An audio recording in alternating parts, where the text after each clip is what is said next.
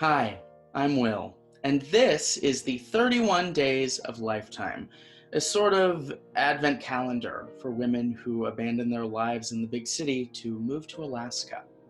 I've made it my mission to watch every single offering in Lifetime's 2020 holiday catalog, but I won't be doing it alone. Each day I'll be joined by a special guest or guests who will help me dig into these instant Christmas classics. Today, I am joined by the loves of my lifetime, Allie, Wessel, and Kevin Blair.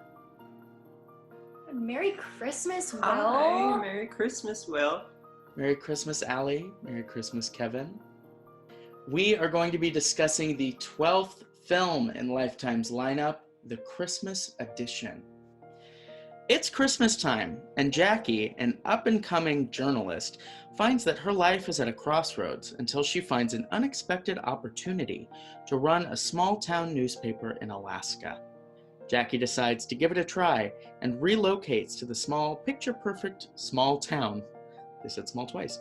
Using a series of Christmas articles, she's able to quickly return the newspaper to profitability and soon falls in love, both with her new home and the handsome son of the paper's former owner. However, when her old boss announces plans to take over the paper for herself, Jackie will need a Christmas miracle to save it. The Christmas edition premiered on November 15th, and it stars Carly Hughes and Rob Mays. So, Allie, Kevin, what is your relationship with Lifetime Christmas movies? My relationship is I kind of saw the ads for years and I always thought they looked bad. I think I probably watched my very first Lifetime Christmas movie last year because I have a vivid memory of my grandma being over pre-COVID, watching, and we were just flipping channels, ended on a Lifetime movie, and she just sat back on the couch and could guess everything before it happened, and she was right every single time. What did you think of this title? Would you have stopped and watched this if you saw it on No. Netflix? No, absolutely not. No, give me something more, the Christmas edition. I mean, first of all, it doesn't really, I don't think it screams newspaper. I know edition, whatever, but I think it's Christmas forward, but that's boring Lifetime. I want newspaper forward and Christmas second. That's the future for me. Now, are you just saying this because you're Jewish? You don't want Christmas forward? Well, what would give you that impression? I'm not sure. Sorry, I assumed. But I will say, having watched 12 of these, yes, this one honestly has more to do with her career than it does with Christmas. Christmas is the backdrop of it, but it's not like she moves to this town to write a story about Christmas. That just is what she realizes is marketable, which I like. I feel like it makes her a more likable character, even though she did speak like she was going to break into song after every line, and once did. Glory to the newborn King, peace on earth and mercy mild, God and sinners reconciled, joyful all the... Yeah, that was a jaw drop moment for both of us. I lost it. I blacked that part out I because think we both were I was like, no, this cannot happen. We were not expecting this. No. They didn't have songstress Marie Osmond sing, which I thought was upsetting, to say the least. Exactly. Disrespectful, Wrong. even. So let's talk about our two leads, kind of the most important part of one of these movies. I have to say, we have to address this before we get into their character. We were both pretty distracted by his hair. Not a fan. Yeah, he looked hot in the first scene when he had that hat on. Agreed. We kind of thought, we were in every other scene, we had to kind of evaluate. He shows up on screen, we say, is he hot today? I do agree with you guys, with both of you. I do think Jackie really held her own in the movie, really carried the movie. I think she did the best she could with a script like this. And Always. You're right, she did not make it awkward or cheesy Lifetime. She really held her own. Can I say the same for everyone else? No comment. I felt like in this one, she was definitely better than him. I wanted to see her talking to that that woman from Scrubs more. Yes, yes. I was actually much more attracted to Carly's relationships with her coworkers. Mhm. Great. And then whenever she had a moment with Chris, it felt forced. Is that his name? So we're gonna No. have to. What was pause his real quick name? and say, we thought his name was Chris also for about half the movie.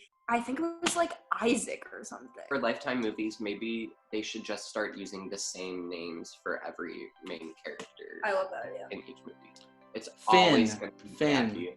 Finn from Glee. Finn! Oh my god, yeah, his name There was you go. Finn. What did you think of the supporting characters? Of course, we have Marie Osmond in there.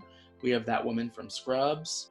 I guess most important would be Marie Osmond. She does get third billing in the poster, even though she's absent for most of the movie. She was great. I was scared by her. Her face didn't move a lot. The acting, it wasn't there, but her presence just in the room, you could feel that she was feeling something, but we couldn't see it. Yeah. Right. I say Devil Wears Prada. Who? Exactly. Allie, as a woman with bangs, did you relate to Melanie? You can tell them. Well, we did have kind of a conspiracy theory about Melanie that I do feel it's time to share. Please And do. it is that the wig is a helmet. And it goes on like a helmet. The eyebrows actually come with it, and so do the glasses. She kind of in the morning, boop. She's ready Sort of for like bed. Milk and All Stars 3. Have you seen that season? Yep. Yeah. And she's really safe because it is pretty hard in there. Right. And no, it's not from an actual helmet. It's hard from hairspray. That makes sense. So her coworkers, what did you think of them? I thought that the woman from Scrubs, what was her name? Edith? Ethel? I think it was E, right? I feel like we thought she was doing most of the work. She was really the only worker at the newspaper before, and the other people, we were confused as to what the real job was. Were they being paid? Right. She was marvelous. I thought she was the best actor in the movie, to be honest. She Yeah. had lines that actually made me chuckle a little. The wife, Kevin had a really great realization on kind of her character, her style, her everything. She is Allison Stoner. Camp Rock days. She was giving us like plaid hat. Realness. It was 2020. Yeah, and what was funny was it was the same red plaid pattern, but on different hats throughout the movie. So we said, what staff milliner thought we weren't gonna notice?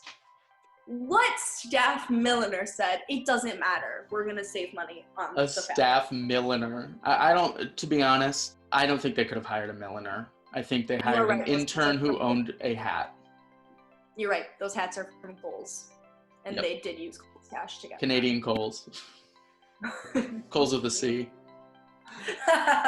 So I've asked my guests for the past few videos to bring in a scene that they really want to dissect. What scene do you guys want to dig into today? So I think that we're gonna look at the scene where Jackie and Finn, they go to the observatory and have a little date session. Yeah, a date session. And this is before they've really established their relationship. That's Yeah. probably the most important part and the reason why we would like to kind of dig deeper. Because what really stuck out to us about this scene is shockingly not the absolutely terrible green screen moment. That we were okay with. We could live with that. But what we were actually thrown off and shocked by is that they were doing a cuddle like this. And they've never even kissed. Well, I'll tell you, in most Lifetime movies, they're not allowed to kiss until the very end. I don't know if that has to do with like the FCC or what. But that's why like there are always scenes where, and I mean like the very end, as you could see in this movie, it was literally like the last shot was them Yeah, we kissing. complained about that. We wanted That's like every one of these movies. There's been one where they've kissed before. But I do think like the way she cuddled up to him, what if there wasn't a spark there? Like what if he wasn't interested in her? That's like a really weird move, I think. I agree. Well, I just feel like when you're in an intimate moment with somebody, or like you're both kind of unsure, you think it's gonna be intimate, like the first instinct is not to do a cuddle. It's that thing too of these Lifetime movies where, how did they get out of that situation? Did they talk about it after? Right. It felt very out of place the way they did it too, because they show the cuddle and they kind of like zoom out and show the observatory, the nice backdrop. Like, so what is happening after this? Are you really saying we don't get a kiss from them until the end of the movie, like 3 dates later? And I'm gonna actually have to go out on a whim and say, I choose to believe that Jackie, as a businesswoman, business bitch, she moves to Alaska to start like her own thing. Like, this girl's getting it. Editor. I choose to believe she's also sexually liberated. So I believe in that. They would have kissed there. Yeah, I agree. Well, I was also surprised with the amount of montages in this movie. So many. That they didn't have one that built up their relationship before that scene. Yeah, that would have been so easy. All we had before that was him picking her up at the little tiny airport. What are the chances that the romantic interest is going to be the person that picks her up from the airport? Right. And then he also does like all these other things in the town that like she randomly runs into him at. Like, it's just, it makes no sense to me. I mean, yeah, that's why they put these in small towns, because then they can always run into each other easily.